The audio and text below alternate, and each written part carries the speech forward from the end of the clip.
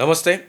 కేంద్రంలో petrol, diesel ధరలు పెంచమని చెప్పేసి యుద్ధం పేరు చెప్తూ పెట్రోల్, డీజిల్ ధరలు పెంచేస్తున్న పరిస్థితి. అండ్ ఏమైనా మాట్లాడితే దేశం కోసం, ధర్మం కోసం అని చెప్పేసి బీజేపీ నాయకులు మాట్లాడుతున్న పరిస్థితి.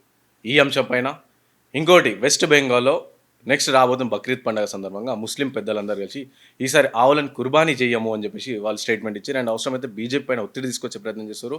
గోమాతని నేషనల్ యానిమల్‌గా ప్రకటించాలని చెప్పేసి ఈ విధంగా. అండ్ రాష్ట్రంలో చూసుకుంటే పొలిటికల్ హీట్ చాలా బలంగా కనిపిస్తోంది. చాలా పొలిటికల్ హీట్ నడుస్తుంది రాష్ట్రంలో.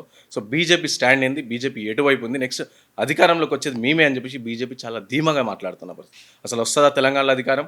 రీసెంట్‌గా జరిగిన కొన్ని ఇష్యూస్ కావచ్చు, ఇవన్నిటిని కలిపి కూడా తెలంగాణలో నెక్స్ట్ రాబోయే పార్టీ అధికారంలోకి ఏ పార్టీ వస్తదని చెప్పేసి ఇవన్నీ కూడా మాట్లాడదాం. మనం ఇవన్నిటిపైన కూడా క్లియర్‌గా మాట్లాడడానికి మనతో పాటు ఉన్నారు BJP party official spokesperson, అలాగే సీనియర్ నాయకులు and BJP party fire brand Chikkuti Praveen గారు. అన్న నమస్తే.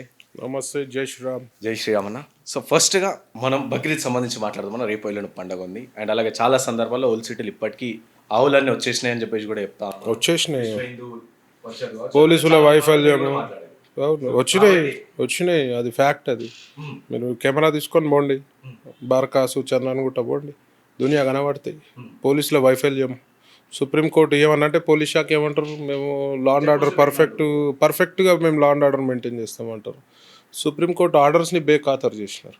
చెక్ పోస్టులలో ఏం సరిగా లేదు, వర్క్ ఎవరు ఉండరు. చెక్ పోస్టులు గుద్దుకొని వెళ్ళిపోయేంత సిస్టమ్ ఉన్నది. ఎంఐఎం నాయకులకు భయపడతారు. ఏ గోవు బండి పట్టుకున్నా గమ్మత్తుగా ఇవాళ ఎంఐఎం ఎమ్మెల్సీ కానీ ఎమ్మెల్యే కానీ కార్పొరేటర్లు కానీ వచ్చి డాగేస్తారు. పోలీసు వాళ్ళని భయపెట్టిస్తారు. వీళ్ళు భయపడుతున్నారు పోలీసు వాళ్ళు, ఎందుకంటే ప్యారలల్ గవర్నమెంట్ ఎంఐఎం నడిపిస్తుంది కాంగ్రెస్ తోటి కలిసి. ఇవాళ పోలీస్ శాఖకి అసలు స్వేచ్ఛ లేదు. ఓన్లీ బీజేపీ నాయకులపై కేసులు పెట్టడమే వాళ్ళకి ముఖ్య ఉద్దేశం. గోరక్షకులపై కేసులు పెడుతున్నారు. ఏమనంటే మా అధికారాన్ని మీరు వాడుతున్నారు, చట్టాన్ని చేతులకు తీసుకున్నారు. సరే, బండి ఆపితే చట్టాన్ని చేతులకు ఎందుకు తీసుకున్నట్టు? ఇవాళ మీరు కరెక్ట్ డ్యూటీ చేస్తే గోరక్షకులు అవసరం లేదు తెలంగాణ రాష్ట్రంలో. మీరు కరెక్ట్ డ్యూటీ చేయకుండా, మీరు దానికి నిఘా వ్యవస్థ లేకుండా కంటైనర్లు క్లోజ్డ్ బండిలల్లో ఈ ఏవి పికప్ వ్యాన్స్లో క్లోజ్ చేసి వాళ్ళు కంప్లీట్గా లైవ్ ఆవులని చిన్న చిన్న నందులను తీసుకొని పోతున్నారు. ఇలా నిఘా వ్యవస్థ మీది ఫెయిల్. అంటే ఆవులని కూడా డాక్టర్ సర్టిఫైడ్ చేసిన ఆవులు అవి ఇంకా పనికి రావు అని చెప్పేసి ఆవులను తీసుకుపోతున్నాం అని చెప్పేసి కొంతమంది చెప్తారు. ఆవులు అసలు కట్టే చేయొద్దు. నందులకు ఉంటుంది. ఇవాళ సర్టిఫికేట్లు ఎన్ని కావాలి, ఎవడైనా క్రియేట్ చేయొచ్చు. ప్రాపర్గా నిఘా వ్యవస్థ లేదు. ఆవులే కదా పోతే పోనీ అన్న, జంతువే కదా, కోడి బలిస్తుర్రు, మేక బలిస్తుర్రు, ఆవులు కూడా ఇట్లనే అవుతాయి అని ఒక ధోరణి. కానీ గోమాత ప్రాముఖ్యత వీళ్ళకి తెలియదు. సిగ్గుచేటు ఏంటంటే హిందువులై ఉండి కూడా ఇట్లాంటి పనులు కొందరు ఎంకరేజ్ చేయడం జరుగుతుంది. మరి లంచాలకు ఆశించో, పదవులకు ఆశించో, పోస్టింగ్లకో మరి ఏందో మరి అది తెలుసుకోవాల్సిన అవసరం ఉంది. అలా డీజీపీ గారిని కోరుతున్నా, దీనిపై ప్రతిష్టంగా నిఘా పెట్టాల్సిన అవసరం ఉంది. ఇంకోటి ఏంటంటే దీని గురించి సపరేట్ వింగ్ చేయండి. అలా ఎన్నో వింగ్స్ చేసిర్రు మీరు, దీని గురించి ఎందుకు వింగ్ చేస్తలేరు? ఒక సపరేట్ వింగ్ చేసి దీనికి డెడికేటెడ్ పోలీస్ ఆఫీసర్ని ఇవ్వండి, మంచి హానెస్ట్ వాళ్ళని ఇవ్వండి. దునియా మందిర్ తెలంగాణ రాష్ట్రంలో police officers, honest police officers. అంటే గత 10 ఏళ్ళుగా చూసుకుంటే ఎప్పుడు కూడా బక్రీద్ సందర్భంగా చెక్ పోస్ట్ పెట్టిన దాఖలా లేవు గత ప్రభుత్వం. మా యొక్క ఇవాళ మా సక్సెస్ అది. బీజేపీ కానీ, విహెచ్పి కానీ, బజరంగ్ దళ్ కానీ, హిందూ సంఘాలు కానీ, ఇవాళ హిందూ వాదులు కానీ ఇవాళ గొడవ చేస్తున్నాం కాబట్టి ఇవాళ ఇంతో అంతో వీళ్ళు చర్యలు తీసుకోవాల్సి వస్తుంది. ఆల్రెడీ కాంగ్రెస్ ప్రభుత్వం దునియా బద్నామైంది, హిందూ వ్యతిరేక ప్రభుత్వం అని. ఇలా వాళ్ళ బిహేవియర్ కూడా బద్నాం ఉట్టిగానే కాలే, వాళ్ళ ఆచరించే విధానమే టోటల్గా హిందూ వ్యతిరేక విధానం. సో దాని గురించి డెఫినెట్గా ఫైట్ చేసినందుకు మరి కొంచెం ఏదో నామమాత్రం చెక్ పోస్టులు పెట్టిరు కానీ ప్రాపర్గా పని అవుతుందని నేను అనుకోవట్లేదు. ఇవాళ ఓల్డ్ సిటీలో మీరు గస్తీ తిరగాలి, మీ పెట్రోల్ బండ్లు పోవాలి. మేము పోతే గొడవలు అవుతాయి, మామూలు అంటే కమ్యూనల్ ఇష్యూస్ పెరిగిపోతాయి. మేము గిట్ట మీకు చేత కాదని చెప్పండి మేము పోతాం, మాతోటి కాదు అని చెప్పండి మేము పోతాం. మేము ఏ తరీకలో పోతాం. మరి అప్పుడు మీరు ఆపుతారా మమ్మల్ని? మా మీద నిఘా పెట్టినంత మీరు పోలీస్ శాఖ వాళ్ళు మా మీద ఎంత నిఘా పెడతారో అది తక్కువ చేసి ఇవాళ ఎవరైతే ఈ మాస్ కిల్లింగ్ గోవులని హత్య చేస్తుర్రో వాళ్ళపై నిఘా పెట్టండి. ఎంఐఎం కార్పొరేటర్లపై నిఘా పెట్టండి. ఎంఐఎం ఎమ్మెల్యేలపై నిఘా పెట్టండి. మొన్న కూడా అత్తాపూర్లో వస్తే వాడు మాజీద్ హుసేన్ గాడు 500-600 మందిని తీసుకొని వచ్చిండు. అది ప్లైవుడ్ బండి అంటాడు. సరే ప్లైవుడ్ బండిలో పెండ వాసన ఎందుకు వస్తుందండి? అది ఆల్రెడీ ఎక్కడో దింపొచ్చిండు. ప్లైవుడ్ బండ్ల పెండ వాసన వస్తుందా, గోమూత్రం వాసన వస్తుందా? మరి ఇవాళ ఒకవేళ ప్లైవుడ్ బండ్ అయితే ఆడ 500-600 మందిని తీసుకొని రావాల్సిన అవసరం ఏమో. ఆ రోజు కూడా పోలీసులు ఎక్కువ మటుకు హిందువులపై లాఠీ చార్జ్ చేశారు. 100 మంది హిందువులు జమ్మారు, వాళ్ళు 100 మంది 1000 మంది వాళ్ళు జమ్మారు. హిందూ దేశంలో ఇల్లీగల్గా ఎవరైనా పని చేస్తుంటే మేము ఆపుతుంటే మాపై కేసులు, హిందువులపై కేసులు, గోరక్షకులపై కేసులు. ఎంఐఎం ఎమ్మెల్యే వచ్చి ఏసీపీని, డీసీపీని, సిఐని అడ్డగోలుగా మీదికి పోయి కొట్టినంత పని చేసిండు. ఇలా సిగ్గుచేటు పోలీస్ శాఖకి. ఇలా పోలీస్ శాఖ గట్టిగా కేసు పెట్టాలి, అంటే ఇంత గట్టి సెక్షన్లు కేసు పెట్టాలి. అంటే ఇంత జరుగుతున్నప్పుడు మళ్ళీ ఎందుకు గోవుని నేషనల్ యానిమల్ ఎందుకు ప్రకటించారు అని చెప్పేసి రీసెంట్ గా ముస్లిం నాయకులే చాలా మంది చెప్తారు. అంటే ఎందుకు ప్రకటించారు? అది మనం రిక్వెస్ట్ చేయడం జరిగింది. ఇప్పుడు మన నేషనల్ యానిమల్ టైగర్ కాబట్టి దానికి చాలా పెద్ద ప్రాసెస్ ఉంటుంది. డెఫినెట్గా దీన్ని పరిశీలించాలి. As a Hindu, as a go భక్తిగా నేను కూడా డెఫినెట్గా డిమాండ్ చేస్తా, గోవుని జాతీయ ప్రాణిగా గుర్తించాలని. మరి 2 పెట్టడానికి so many technical reasons. So ఆ ప్రాసెస్ ఏందో అన్ని చాలా టైం పడుతుంది. అని ఇంకోటి ముస్లిం పెద్దలు అంటే వెస్ట్ బెంగాల్లో మనం బీజేపీ పార్టీ అధికారంలోకి వచ్చింది. దాన్ని ఇప్పుడు ఎక్కడ లేని విధంగా వెస్ట్ బెంగాల్ హిందువులందరూ కూడా వచ్చి ఈ బ్యాన్ చేయడం ఏంటి అని చెప్పేసి ధర్నా ఎత్తారు. అంటే మా ఆవులను ఎవరు గొంటలేరు బక్రీద్ సందర్భం, మా జీవనోపాధి పోయింది అని చెప్పేసి పెద్ద ఎత్తున ముస్లిం హిందువులే మనం అక్కడ ప్రొటెస్ట్ చేస్తున్న పరిస్థితి. అది నాకు తెలియదండి, అట్లాంటి పరిస్థితి అయితే ఉండదు. ఇవన్నీ సోషల్ మీడియాలో మాట్లాడి చూసి మనం అన్ని కూడా నిజం అనుకునేటట్లేదు. ఏఐ ఉన్న లోకంలో ఎవడు ఏ హిందువు మా ఆవులు కొంటలేరు అని చెప్పి ఎవడు కూడా అట్లా మాట్లాడు. కాకపోతే కొందరు హిందువులల్లో స్వార్థ రైతులు ఉన్నారు, అమ్ముతున్నారు, కషాయాలకు అమ్ముతున్నారు, డెఫినెట్గా అమ్ముతున్నారు. అది తప్పు. అది వాళ్ళకి బుద్ధి లేక డబ్బులకు ఆశపడి దాని తగ్గట్టు వాళ్ళకి కర్మ ఎప్పుడైనా రిటర్న్ కొడుతుంది. గోవును హత్య చేస్తే దానంత పాపం ఏది లేదు. సో డెఫినెట్గా అది కొందరు ఉన్నారు, అందరు మంచోళ్ళు నేను అనా. అందరు హిందువులు మంచోళ్ళు కాదు, అందరు ముస్లింలు చెడ్డోళ్ళు కాదు. సో దాని విషయంలో డెఫినెట్గా అట్లా వచ్చి రోడ్ల పైకి వచ్చి అంత సీన్ లేదు. అది మీరు నమ్మే పని లేదు. ఈ సోషల్ మీడియాలో చూసి ఏఐ లోకం ఇది. సో అదేం ఉండదు. కాకపోతే కొందరు హిందువులు అక్రమంగా అమ్ముతున్నారు. సో దాన్ని అయితే తీవ్రంగా ఖండిస్తాం మేము. అంటే కొంతమంది ముస్లిం మత పెద్దలు ఈ బక్రీద్ సందర్భంగా ఈసారి అంటే ఎప్పుడు లేని విధంగా ఈసారి స్టాండ్ తీసుకొని ఈసారి ఆవులని గోవులని కుర్బానీ చేయొద్దు అని చెప్పేసి ప్రకటించారు. చాలా సంతోషమైన విషయం. ఎందుకంటే మేజర్గా కమ్యూనల్ ఇష్యూస్ అయ్యేటి ఇక్కడనే. సో వాళ్ళు అర్థం చేసుకున్నారు. ఇప్పుడు ప్రత్యామ్నాయంగా మీట్ తినడానికి చాలా వ్యవస్థలు ఉన్నాయి. ఒకటి కోడి అనుకోండి, మేక అనుకోండి, ఓ ప్రాముఖ్యత తెలుసుకోవాలి. ఇవాళ తెలుసుకొని వాళ్ళు ఇప్పుడు తల్లి పాలు ఇచ్చినంత అంతకంటే మంచి పాలు గోపాలు. ఎవరైతే తల్లి పాలు ఇవ్వలేదో చిన్నపిల్లలకి గోవు ఇస్తుంది పాలు, అంటే తల్లితో సమానం. ఇవాళ తల్లిని నరుక్కుంటా పోతే రేపు దారుణమైన పరిస్థితి, గోవులు పోతాయి. ఆల్రెడీ జెర్సీ ఆవులు వచ్చినాయి, గాడిదల కిందకే లెక్క జెర్సీ ఆవులు. ఆ పాలు ఏమాత్రం మంచిగా. ఇవాళ స్వదేశీ గోవులు, దేశీ గోవులు ఏవైతున్నాయో ఆ పాలు సైంటిఫికల్గా ప్రూవ్ అయినాయి చాలా మంచిది అని చెప్పి, అమ్మ పాల కంటే కూడా మంచిది అని. మరి అసలు అన్నీ మనం నరుక్కుంటా పోతే కొన్ని జాతులు అంతరించిపోయినాయి ఆవులలో. ఇలా ఒంగోలు బుల్స్ తీసుకుంటే ఇలా బ్రెజిల్ వాళ్ళు మన దగ్గరికి వెళ్ళి తీసుకుపోయి అక్కడ మంచి చేస్తారు. అక్కడ మనకంటే మంచి ఒంగోలు గిత్తలు ఉన్నాయి, మన దగ్గర లేవు. అంటే దాని విలువ మనకు తెలియదు. సో ఇవన్నీ ప్యూర్ ఒంగోలు కూడా రాను తగ్గిపోతున్నాయి. అట్లా పొంగనూరు అట్లా రకరకాల కౌస్ తగ్గుకుంటూ పోతున్నాయి బికాస్ ఆఫ్ ఈ స్లాటరింగ్ వల్లనే. సో వాళ్ళు ఆలోచించి అలా తల్లి పాల కంటే శ్రేష్టమైన ఆవు గోమాత పాలని వాళ్ళకు బుద్ధి వస్తే హిందువులకు కూడా కొందరికి బుద్ధి రావాలి, అమ్మేటోళ్ళకి. సో రాను మారుతుండ్రు. హిందుత్వం ఎట్లా పెరుగుతుందో గోవుపై కూడా శ్రద్ధ పెరుగుతుంది. అయినా కూడా ముఖ్యంగా తెలంగాణలో ఎంఐఎం అండ చూసుకొని ఈ స్లాటర్ హౌస్ వాళ్ళు రెచ్చిపోతున్నారు. సిగ్గు శరం లేకుండా ఎంఐఎం ఎమ్మెల్సీ కానీ ఎమ్మెల్యే కానీ డైరెక్ట్ వచ్చి ఫీల్డ్లో దిగి పోలీసు వాళ్ళని బెదిరించి మరి బండ్లను లాక్కపోతుంది. ఆ పరిస్థితి కారణం తెలంగాణ పోలీసుదే, ఆ బాధ్యత తెలంగాణ పోలీసుదే, తెలంగాణ గవర్నమెంట్. అంటే తెలంగాణలో లా అండ్ ఆర్డర్ కంప్లీట్గా ఫెయిల్ అయిందని అంటారా? తెలంగాణలో దరిద్రం ఏంటంటే రేవంత్ రెడ్డి హోంశాఖ తనదైనా పెట్టుకుంది. సో తెలంగాణలో లా అండ్ ఆర్డర్పై సమీక్షలు ప్రాపర్గా లేవు. ఓవర్ ఇష్టారాజ్యం నడుస్తుంది. తెలంగాణకి హోమ్ మినిస్టర్ రేవంత్ రెడ్డి పేరుకే, కానీ అసలు హోమ్ మినిస్టరు ఓవైసీ బ్రదర్సు, అసలు home ministers, shadow home ministers MIM party lead చేస్తుంది. దాని గురించి ఆయన ఇయ్యనట్టున్నది రేవంత్ రెడ్డి గారు.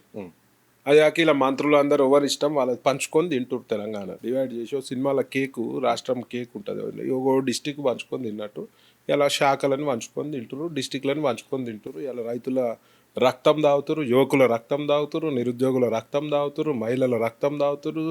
ఇలా రైతుల కొనుగోలు చేసే పరిస్థితి లేదు, దానికి తేముంది అది ఉందని అడ్డుపరిచి డబ్బులు లేవు గవర్నమెంట్ దగ్గర, అన్ని వర్గాలనే మోసం చేస్తారు. ఎన్ని సమస్యలు ఉన్నాయి మీరు చూసి బీజేపీ పార్టీ పక్షాన ఎన్ని తెలంగాణలో ఇప్పుడు ప్రెసెంట్ ఎన్ని సమస్యలు ఉన్నాయి అనుకుంటారు? ఇన్ఫినిటీ మొత్తం సమస్యలనే ఉన్నాం. ఎన్ని సమస్యలు కాదు, అన్ని సమస్యలు. ఒక్క ఆర్టీసీ బస్సుల మహిళలకు ఉచితం అనేది దిఖావా కదా, అది ఒక్కటి నడుస్తుంది. ఆర్టీసీ కూడా కథం కొలాప్స్, అది కూడా నష్టాలలోనే ఉంది. ఇవాళ తెలంగాణలో ప్రజలను కలిస్తే నువ్వు ఏ వ్యాపారవేత్తను తీసుకో, రియల్ ఎస్టేట్ కాడ నుంచి ఒక రీటైల్ చిన్న షాపు చాయ్ బడ్డోని కూడా తీసుకో, ప్రతి ఒక్కరు కాంగ్రెస్ వల్ల దగాబడ్డోళ్ళే ఉన్నారు. ఇక మరి బీజేపీ పార్టీ ఏం చేస్తుంది తెలంగాణలో? ఎన్ని సమస్యలు ఉన్నాయి తెలంగాణలో, సో బీజేపీ పార్టీ కొట్లాడుతుంది. ఇలా మరి రైతు భరోసా యాత్రలు చేస్తున్నాము, రైతుల సమస్యలు తెలుసుకుంటున్నాము, రైతుల ఇబ్బందులు తెలుసుకుంటున్నాము, రైతుల ఇబ్బందులు కేంద్రానికి తీసుకుపోయి చూపిస్తున్నాము, ఈ రాష్ట్రానికి చూపిస్తున్నాం. మీరు చేయలేకపోతున్నారు, ఏమైనా చేయండి, రైతులను ఆదుకోండి అనే పరిస్థితి. అలా మాసుగా రైతులు సూసైడ్ చేసుకునే పరిస్థితిలో ఉన్నారు. ఇలా వాళ్ళ గురించి కూడా ఆలోచించకుండా తెలంగాణ ముఖ్యమంత్రి కానీ, తెలంగాణలో ఉన్న కాంగ్రెస్ కానీ రైతుల గోస మంచిది కాదు, ఆవుల గోస మంచిది కాదు, మహిళల గోస మంచిది కాదు, వృద్ధుల గోస మంచిది కాదు, అందరి గోస తగులుతుంది. ఈ గోస కాంగ్రెస్ని ఆల్రెడీ దేశంలో నామరూపాలు లేకుండా పోయింది.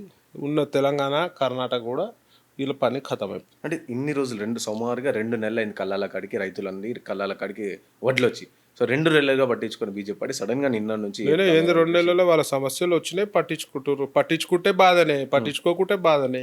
ఎందుకు పట్టించుకోరు? ఇలా మా ఎమ్మెల్యేలు, ఎంపీలు, మా రాష్ట్ర అధ్యక్షుడు రామచంద్రరావు గారు తిరుగుతున్నారు. డెఫినెట్గా రైతులకు అండగా బీజేపీ పార్టీ ఉంటుంది, కేంద్రం ఉంటుంది, డెఫినెట్గా ఉంటుంది. ఇక్కడ ప్రభుత్వాన్ని నిలదీసే సత్తా బీఆర్ఎస్ వాళ్ళకి ఎందుకు లేదంటే వాళ్ళు చేసిన స్కామ్లు బయటకు వస్తాయేమో అని రేవంత్ రెడ్డి తోటి ఆల్రెడీ ప్యాకేజ్ కమ్ముడు పోయారు. సో రేవంత్ రెడ్డిని డైరెక్ట్ గట్టిగా నిలదీసే దమ్ము కేటీఆర్కి లేదు. కేసీఆర్ మొత్తం కంప్లీట్గా ఫామ్ హౌస్కి అంకితం, రోజు మంచిగా ఫుల్ బాటిల్ తాగి అంటుండ ఆయన. ఒక అపోజిషన్ లీడర్గా ఆయన ప్రశ్నించొద్దా? ఒక అపోజిషన్ లీడర్లో ఆయనని గవర్నమెంట్ నిలదీయొద్దా? ఒక అపోజిషన్ లీడర్గా అసెంబ్లీకి రావాలన్నా? ఒక అపోజిషన్ లీడర్గా అసెంబ్లీకి వచ్చి ఏదైతే గవర్నమెంట్ ఫెయిల్యూర్స్ ఉన్నారో క్వశ్చన్ చేయాలన్నా? ఏడున్నాడు ఆయన? ఏడున్నాడు? ఏమన్నా అంటే ఒక్కసారి రాగానే పులి వచ్చింది, పులి వచ్చింది అంటారు. ఏం పులి అది? సర్కస్లో పులే? జూ పార్క్లో పులే? ఎవరికి పులి? బుద్ధి ఉండాలి బీఆర్ఎస్ వాళ్ళకి. కాంగ్రెస్ని అడ్డదిడ్డంగా ఇవాళ బీజేపీ ఒకటే ప్రశ్నిస్తుంది, క్వశ్చన్ చేస్తుంది, కొట్లాడుతుంది. రైతుల పక్షాన, మహిళల పక్షాన, వృద్ధుల పక్షాన, నిరుద్యోగుల పక్షాన, యువకుల పక్షాన, టోటల్ తెలంగాణ చెందిన ప్రతి ఒక్క పౌరుని పక్షాన బీజేపీ ప్రశ్నిస్తుంది. అంటే రైతుల విషయానికి వస్తే ఇప్పుడు ఆల్రెడీ రైతు భరోసా యాత్ర బీజేపీ పార్టీ చేస్తుంది కాబట్టి, ఇటు కాంగ్రెస్ పార్టీ ఏం చెప్తారంటే మేము వరి కొననీకి రెడీ ఉన్నాం కానీ కేంద్రం మా దగ్గర నుంచి తీసుకోవట్లేదు, సో కేంద్రం కొననీకి వస్తలేదు కాబట్టి మేము ఇక్కడ ఇబ్బంది అవుతుందని చెప్పేసి కాంగ్రెస్ పార్టీ నాయకులు అందరూ ఇప్పుడు వాళ్ళు ఏదో ఒకటి కప్పుపిచ్చుకునే ప్రయత్నం చేస్తారు. ఏం చేసినా కేంద్రం పైన నూకే ప్రయత్నం చేస్తారు. మొన్న మోదీ గారు వచ్చి కూడా 7-8 వేల కోట్ల రూపాయల అభివృద్ధి పనులకి శంకుస్థాపన చేసి తెలంగాణను కూడా ఇక్కడ కూడా నిర్లక్ష్యం చేయలే. సబ్కా సాత్ సబ్కా వికాస్, అన్ని రాష్ట్రాలని అలా ఇక్కడ గవర్నమెంట్ లేదని చెప్పి ఒక చూపు, గవర్నమెంట్ ఉంటే ఒక చూపు లేదు మోదీ గారికి. మోదీ గారు అన్ని రాష్ట్రాలు అభివృద్ధి చెందాలి, అన్ని రాష్ట్రాలు అభివృద్ధి చెందితేనే దేశం అభివృద్ధి చెందుతుంది అనే భావనతోటి ముందుకు పోతారు. వీళ్ళకి ఎన్ని ఫండ్స్ ఇచ్చినా కూడా వీళ్ళకి శాతగాంతనానికి ఇలా రాష్ట్రం అప్పుల ఊబిలో విపరీతంగా కూరుకుపోయింది. వాడొచ్చి కేటీఆర్ వీళ్ళు వచ్చి బీఆర్ఎస్ వాళ్ళు వచ్చి 7-8 లక్షల కోట్లు అప్పులు చేశారు. మనకి తెలంగాణ డివైడ్ అయినప్పుడు 60 నుంచి 70 వేల కోట్లు అప్పులు ఉండే. వీళ్ళు వచ్చి 10 అప్పు ఒక్కొక్క నెత్తి మీద పెట్టారు. ఇప్పుడు వీళ్ళు వచ్చి ఇంకా పెంచుకుంటూ పోతారు అప్పుల్ని. మరి రాష్ట్రంలో ఆదాయం ఎట్లా పెంచుకోవాలి అనే ఆలోచన లేదు, కంపెనీలు ఎట్లా తీసుకోవాలి. ఇప్పుడు అక్కడ పెట్టిండు కదా అప్పుడు రేవంత్ రెడ్డి పెద్ద ప్రోగ్రామ్ పెట్టి 5 లక్షల కోట్లు వచ్చినాయని. ఏ కంపెనీ ఏవి చూపియాలి? వచ్చినాయి ఏమన్నా? నేను కూడా చెప్తా రేపు 10 లక్షల కోట్లు ఇస్తున్నామని, కానీ దాని ప్రూఫ్ ఉండాలిగా, ఎగ్జిక్యూషన్ ఉండాలి కదా. బయటికి కంపెనీ అన్న వాడాలిగా, చెప్పని హడావిడి చేసిండు, కొన్ని కోట్ల రూపాయలు వృధా చేసిరాడ, తీసుకొచ్చిర్రు కంపెనీలో పెట్టిర్రు. ఒక కంపెనీ అయితే మీకు కనబడ్డదా ఏమన్నా ప్రాక్టికల్గా? లేదు. మరి అంటే ఇది అరచేతుల స్వర్గం చూపించే పని రేవంత్ రెడ్డి సర్కార్ చేసిర్రు. ఇంతకుముందు గతంలో బీఆర్ఎస్ ఇదే పని చేసింది, వాళ్ళని చూసి సేమ్ కాపీ క్యాట్ లెక్క ఇవాళ అధికారులు కూడా కంప్లీట్గా బీఆర్ఎస్ హయాంలో ఎవరైతే అవినీతి పరులైన అధికారులు ఉండనో ఐఏఎస్లు, వాళ్ళపై దునియా ఆరోపణలు ఉన్నాయి, వాళ్ళనే తీసుకొచ్చి కంటిన్యూ. ఎందుకంటే మళ్ళీ కొత్త వాళ్ళని తీసుకొస్తే ఈయన కమిషన్లు ఎట్లా వస్తాయో తెలియదు కదా, వాళ్ళు ఆల్రెడీ ప్రాసెస్లు ఉన్నారు కదా, ఆ ప్రాసెస్లో ఉన్నారు కాబట్టి వాళ్ళైతే బెస్ట్. వాళ్ళ మీద సిగ్గు లేకుండా వాళ్ళ మీద ఎంక్వైరీ చేయాల్సింది పోయి, వాళ్ళ మీద ఒక కమిటీ పెట్టాల్సింది పోయి, వాళ్ళనే మంచిగా ముందర పెట్టి సేమ్ కేటీఆర్కి కేసీఆర్కి ఎట్లా ఇచ్చిర్రు, హరీష్ రావుకి ఎట్లా ఇచ్చిర్రు పైసలు, మాకు కూడా అదే పర్సంటేజ్ ఇంకో 2% ఎక్కువేరా, మీకు ఎంక్వైరీలు ఏముండే అని చెప్పి అవినీతి అధికారులను కూడా ఒక 3-4 అధికారులను కూడా కీలకమైన పోస్టులు ఇచ్చి ఇవాళ తెలంగాణను దోసుకుంటున్నారు. సో మన తెలంగాణలో బీజేపీ అధికారంలోకి వస్తుంది. ఎందుకంటే వరుస చూస్తే కొన్ని ఘటనలు కావచ్చు, ఇవన్నీ కూడా చూసుకుంటే తెలంగాణలో బీజేపీ పార్టీ అధికారంలో రాబోతుంది. ఎందుకంటే ప్రత్యామ్నాయంగా ప్రజలలో ఒకటి ఉంది. సో దానికి సంబంధించి కవిత గారు ఒక పార్టీ పెట్టారు, తీర్మానం మల్లన్న ఒక పార్టీ పెట్టారు. ఈ విధంగా ఇవి కవిత పార్టీ ఏం పార్టీ అండి? B team for Congress party. ఇవాళ బీఆర్ఎస్ ఓట్లు చీల్చే పార్టీ. ఆమె పెద్ద నీతి నియమ అన్న, నేను అందరు నా బిడ్డలు అన్నదిగా, తెలంగాణకు అమ్మాయితో తెలంగాణకు అమ్మాయితా, నువ్వు తెలంగాణకు అమ్మాయితావు లేవు కానీ లిక్కర్ రానైతే అయినావు, లిక్కర్ అమ్మాయితే అయినావు నువ్వు. ఇవాళ నీకు అంత షో ఉండి నువ్వు మీ నాయన పార్టీ మీద ఎదురు తిరిగినావు, మంచి పనే బీఆర్ఎస్ అవినీతి పార్టీ, దాని మీద ఎదురు తిరిగినావు. మరి 10 ఏళ్ళలో ఎప్పుడు ఎదురు తిరగలే కదా, అధికారం కోల్పోయినాక ఎందుకు ఎదురు తిరిగినావు? నువ్వు 2 ఏళ్ళకో 3 ఏళ్ళకో 4 ఏళ్ళకో నీకైతే తెలుసు కదా నీ పార్టీలో ఏం జరుగుతుందో. మరి అప్పుడే బయటకు వచ్చి మరి వీళ్ళు ఇట్లా అధికార దుర్వినియోగం చేస్తారు, తెలంగాణ ప్రజలను పీలుస్తూ తింటుర్రు, సంపక తింటుర్రు అని చెప్పి బయటకు వచ్చి వీళ్ళు చేసిన స్కాములు చెప్తే ఇవాళ నువ్వు తెలంగాణకు అమ్మాయితుంటివి. ఇవాళ నువ్వు అధికారం కోల్పోయి నీ వాటాలు రాకుండా నీ వాటాల గురించి ఫైట్ చేస్తే వాడు తెలంగాణ ప్రజల అమాయకులు కాదు, నమ్మే పరిస్థితిలో లేరు. అప్పుడు మాట్లాడడానికి ఛాన్స్ లేదు కాబట్టి ఎందుకు తెలుసుకున్నా కాబట్టి బయటకు వచ్చిన.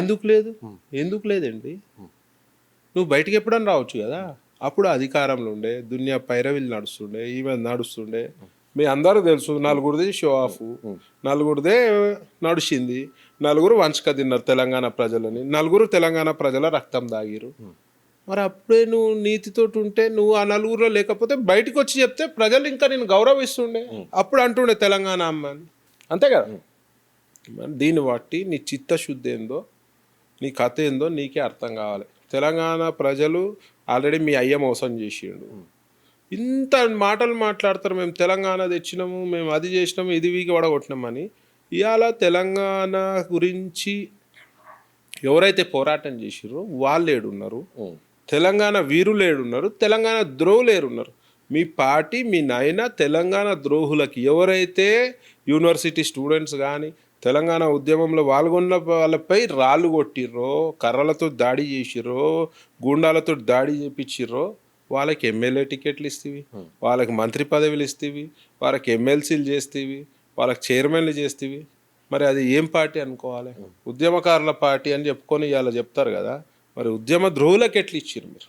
మీరు తెలియదా? ప్రజలకు తెలుసు కదా ఉద్యమ ద్రోహులు ఎవరు, ఉద్యమకారులు ఎవరు.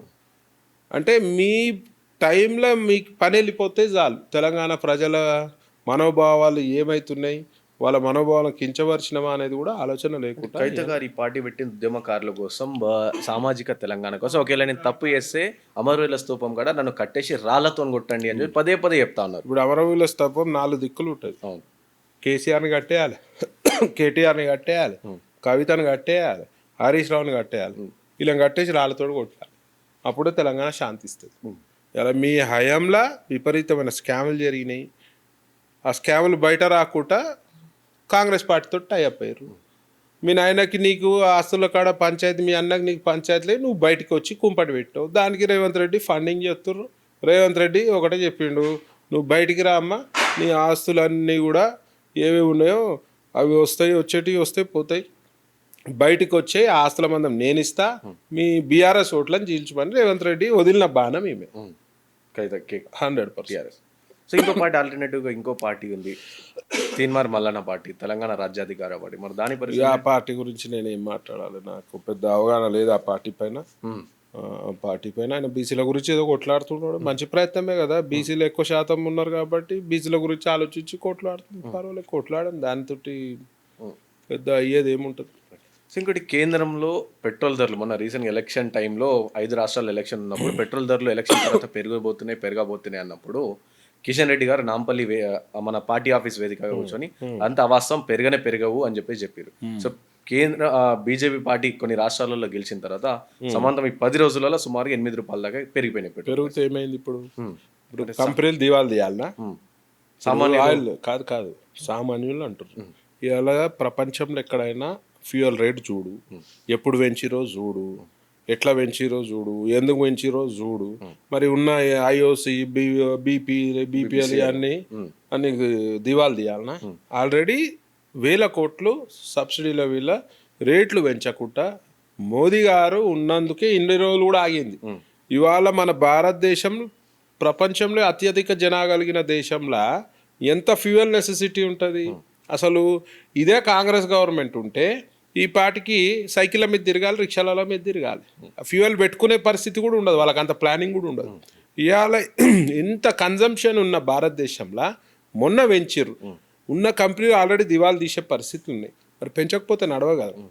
ఓన్లీ పెంచిన కారణం యుద్ధం వల్లనే. ఇవాళ ప్రపంచం అందరికి తెలుసు యుద్ధం వల్ల ఏ కంట్రీలా ఎంత అడ్డగోలు ఎప్పుడో పెంచేసారు, మనం కూడా ఇంకా హోల్డ్ చేసుకుంటూ వచ్చినాం. ఇక తప్పదు అన్నప్పుడు పెంచాల్సిందే కదా. ఇది నీ చేతిలో నా చేతిలో మోదీ గారి చేతిలో ఉండే విషయం కూడా కాదు.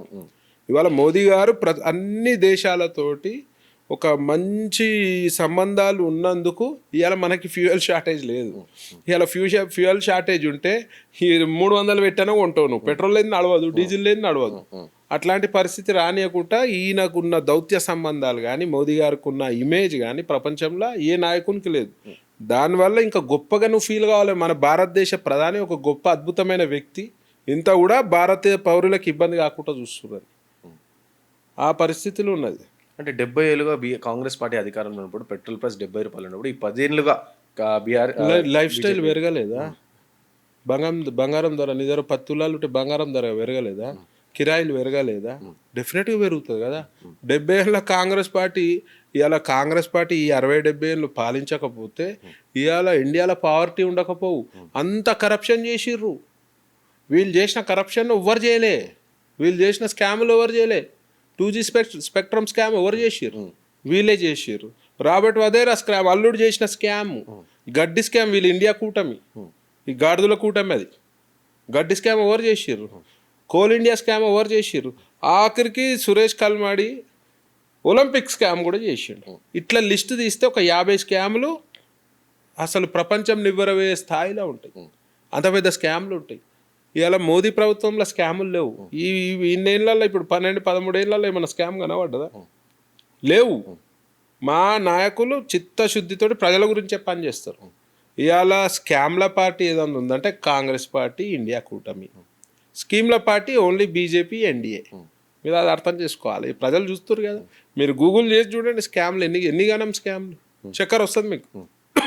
అండ్ రీసెంట్గా నార్వేలో మోదీ గారు పర్యటించినప్పుడు అక్కడ ఒక జర్నలిస్ట్ కొన్ని క్వశ్చన్స్ అడుగుతున్నప్పుడు మోదీ గారు వెళ్ళిపోయిన పరిస్థితి, అలాగే దేశవ్యాప్తంగా ఇండియా ఇమేజ్ డౌన్ చేసిరు అని చెప్పేసి పెద్ద ఎత్తున నిరసన.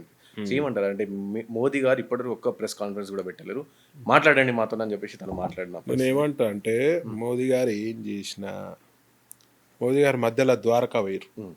ద్వారకా పోయి అంత పెద్ద ఏజ్ ఆయన ద్వారకా పోయి సముద్రంలో పోయి అండర్ వాటరింగ్ చేసి మెడిటేషన్ చేసి, ఆయన ఉద్దేశం ఆయన మెడిటేషన్ చేస్తే మనకేంది? ఆయన మెడిటేషన్ చేసి మెడిటేషన్ని ప్రమోట్ చేసిండు. మెడిటేషన్ చేస్తే అందరికి హెల్త్కి మంచిది. ఇలా యోగా డే వస్తుంది, రానున్న రోజులలో యోగా డే వస్తుంది. యోగా చేస్తే మోదీ గారు చేసి నా గురించే అంటే ఆయన ఒక్కటి చేసుకుంటాడు, యోగాని ప్రమోట్ చేస్తుంటాడు. ఎవరికి మంచిది అది? యోగా మనకే మంచిది కదా. దానికి ఒక కథ అల్లుతారు కాంగ్రెస్ వాళ్ళు. మోదీ గారు సముద్రంలో దిగితే వాళ్ళకు కథలు. రాహుల్ గాంధీ పెద్ద జోకర్. ఇలా మోదీ గారు ఏం చేసినా దేశం శ్రేయస్సు గురించి చేస్తారు. మోదీ గారు ఏం చేసినా కాంగ్రెస్ వాళ్ళకి ఏదోటి పట్టుకొని గుంజాలే ప్రయత్నం చేస్తారు. కానీ హీరోనే, జీరోనే, హీరోనే, జోకరే. ఇలా నువ్వు రాహుల్ గాంధీని ప్రధానమంత్రిగా ఊహించుకోగలుగుతావా? ఏం మాట్లాడతాడో ఆయనకే తెలియదు. ఆయన ఏం మాట్లాడినా కామెడీ. ఒక సంతాప సభలో పోయి రాహుల్ గాంధీ కాండోలెన్స్ నోట్ రాస్తుంటే ఫోన్లో చూసి రాస్తుంటాం. ఏం రాయాలో తెలియక ఫోన్లో చూసి రాస్తాడు. ఆ వీడియోలు చూడండి సార్ టోటల్గా.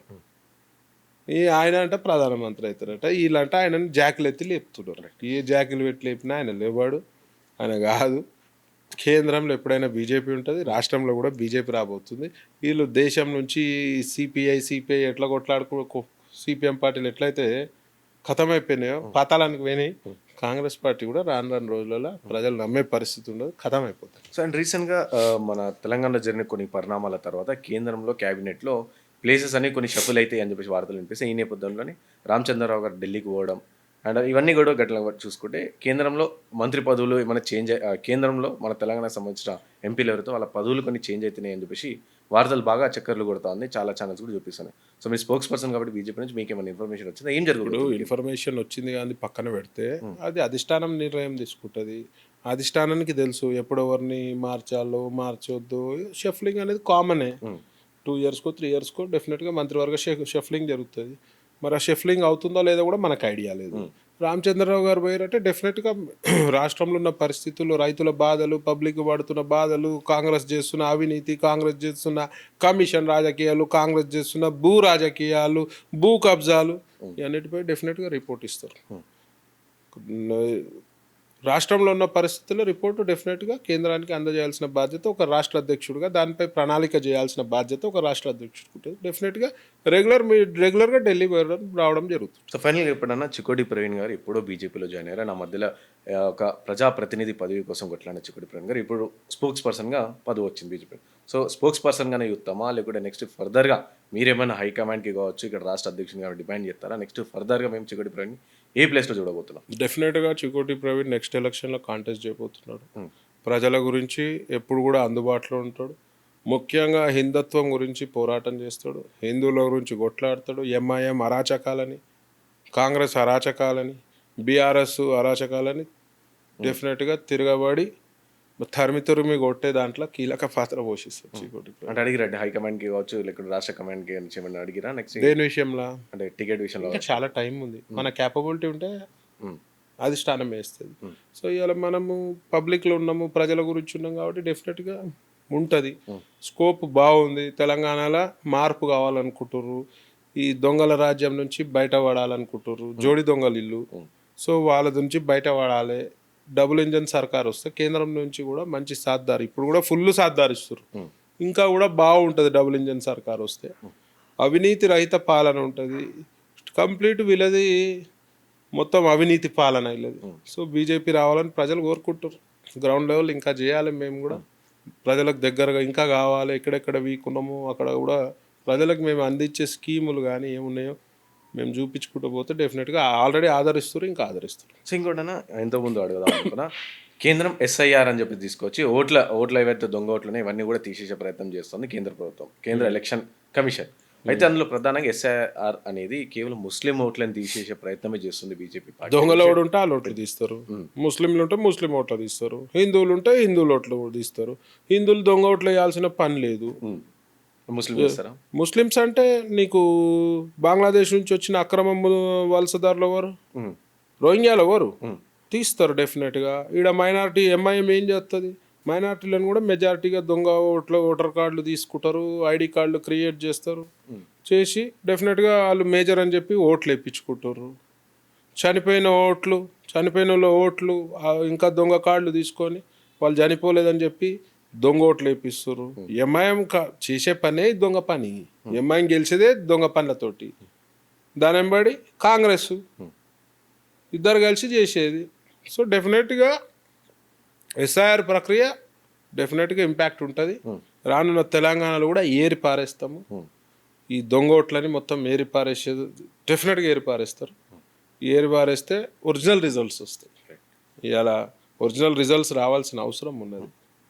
చాలా చోట్ల బంగ్లాదేశ్ నుంచి వచ్చిన అక్రమ వలసదారులు ఇప్పుడు మా బెంగాల్లో మాదే గవర్నమెంట్ కదా, బీజేపీ కాబట్టి తోలు తీస్తారు. ఇప్పుడు అక్రమ వలసదారులు ఆమె అడ్డగోలుగా ఎంకరేజ్ చేసి దొంగ ఓట్లు చూపించి సిగ్గుశరం లేకుండా ఒక లా అండ్ ఆర్డర్ కంట్రోల్ లేకుండా బెంగాల్ ఎక్కడనో ఉండాలి. ఒకప్పుడు టాప్ 4 మెట్రోపాలిటన్ సిటీస్లో కలకత్తా ఉండే.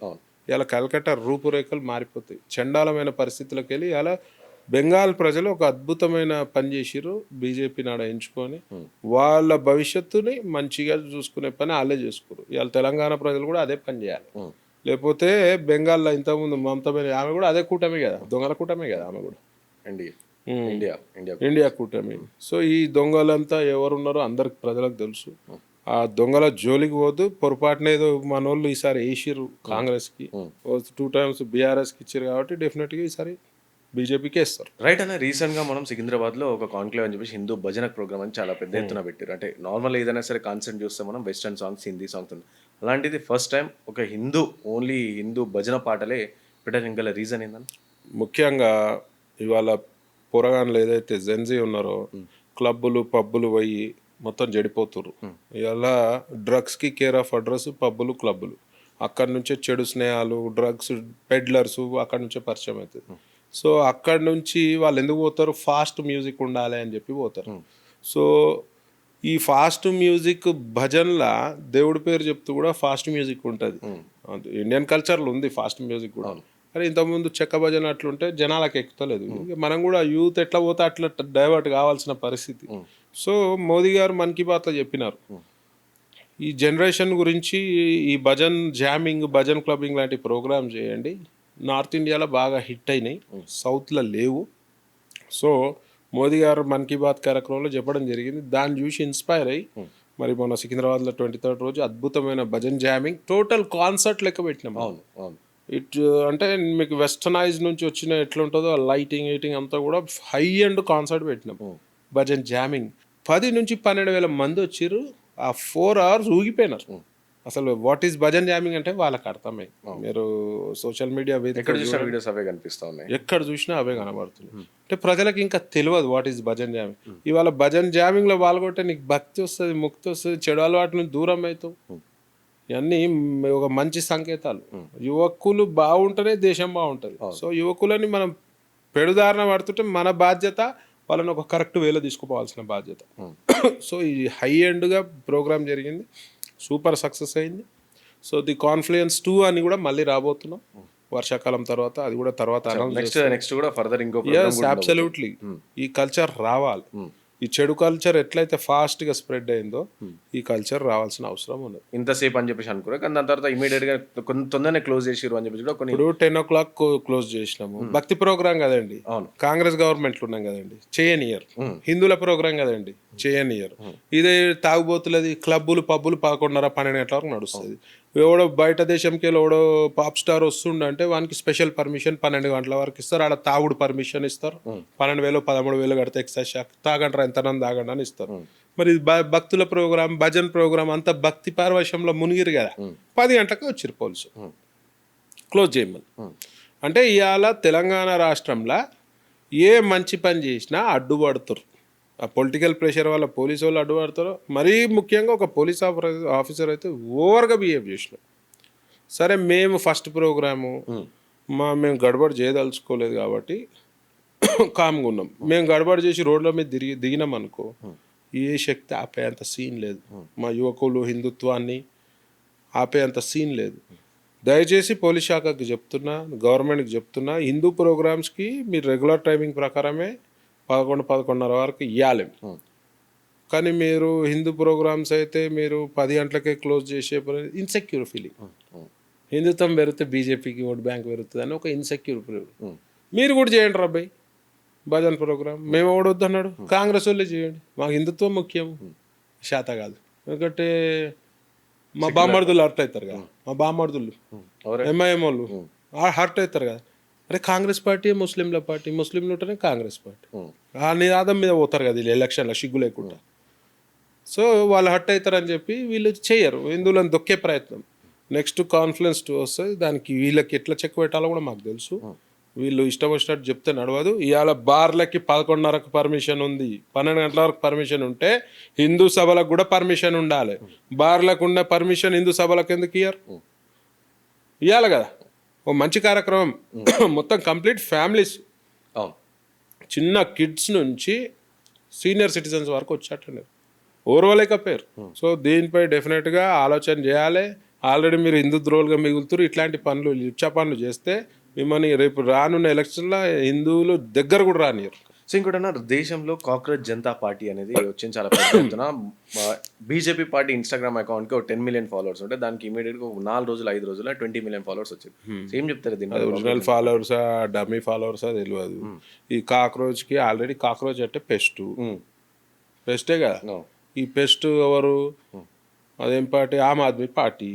ఈ పెస్ట్ ఎవరు? ఇండియాకి పెస్ట్ ఎవరు? ఇండియా కూటమి. ఈ పెస్టిసైడ్ ఎవరు చల్లాలి? ప్రజలు చల్లిరు. ఆల్రెడీ దునియా రాష్ట్రాలలో ప్రజలు పెస్టిసైడ్ పెట్టిర్రు. నామరూపాలు లేకుంటే ఇవన్నీ పోయినాయి, పురుగులన్నీ పోయినాయి. నెక్స్ట్ తెలంగాణలో కూడా ఈ పురుగులు పోతాయి, కర్ణాటకలో పోతాయి, కేరళలో పొరపాటున వాళ్ళు ఇది చేసిర్రు. ఫ్యూచర్లో కేరళలో కూడా వీక్తుంది. సో ఈ పెస్టిసైడ్ చల్లే బాధ్యత హిందూ సోదరులది, రాష్ట్ర ప్రజలు. సో ఇవన్నీ గాలికి వచ్చినాయి, పోతాయి. ఇవన్నీ పెద్ద చాలా మంది ప్రకటించుకుంటారు కదా, అంటే మేము ఎవరైతే ప్రశ్నిస్తారో వాళ్ళు కాక్రోచ్, నేను కాక్రోచ్ని అని చెప్పేసి ప్రకటించుకుంటారు. సీఎం అభ్యర్థిని, ఎమ్మెల్యేగా పోటీ చేస్తామని ఇవన్నీ కూడా చెప్తా ఉన్నారు కదా. చూస్తారు కదా అవి నిలబడతాయా? ఇవన్నీ నిలబడాయి. బీజేపీ అనే సునామీ ముంగట ఇవన్నీ నిలబడాయి. సో వాడెవడో హౌలగాడు పెట్టింది అది. వాడిని జనాలు చూసి తెలియక ఏదో వైరల్ కావాలని ఒక ఉద్దేశంగా ప్రకటించుకొని అయ్యేది ఏం లేదు, వాటితో ఒరిగేది ఏం లేదు. థ్యాంక్ యూ అన్న. Thank you so much. జై శ్రీరామ్.